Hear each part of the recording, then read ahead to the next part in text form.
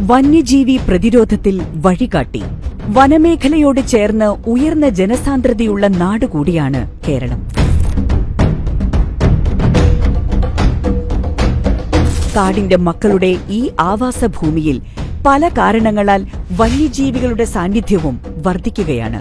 അതിനു പരിഹാരമായി AI സംവിധാനങ്ങൾ ഉൾപ്പെടെ ഉപയോഗപ്പെടുത്തി നാട്ടിലിറങ്ങി വന്ന വന്യമൃഗങ്ങളെ കാട്ടിലേക്ക് തന്നെ തിരികെ അയക്കുവാനുള്ള സംവിധാനം, സ്മാർട്ട് ഫെൻസിംഗ്, വന്യജീവികളുടെ സാന്നിധ്യം മുൻകൂട്ടി അറിയുന്നതിന് പരീക്ഷണാടിസ്ഥാനത്തിൽ നടപ്പിലാക്കിയ animal intrusion detection and repellent system, കേരളത്തിലെ ഗോത്ര സമൂഹങ്ങൾ മനുഷ്യ വന്യമൃഗ സംഘർഷ ലഘൂകരണത്തിന് സ്വീകരിച്ചു വന്ന പരമ്പരാഗത അറിവുകൾ ശേഖരണത്തിനായി ഗോത്രഭേരി പദ്ധതി, പാമ്പുകളുടെ സംരക്ഷണത്തിനും വിഷപ്പാമ്പുകൾ മൂലമുണ്ടാകുന്ന അപകടങ്ങൾ കുറയ്ക്കുവാനും സർപ്പ മൊബൈൽ ആപ്പ് എന്നിവയെല്ലാം നടപ്പിലാക്കിയ സർക്കാർ വന്യജീവി ആക്രമണം പ്രതിരോധിക്കാൻ ജനകീയ പങ്കാളിത്തത്തോടെ സന്നദ്ധ സംവിധാനവും രൂപീകരിച്ചു വരികയാണ്.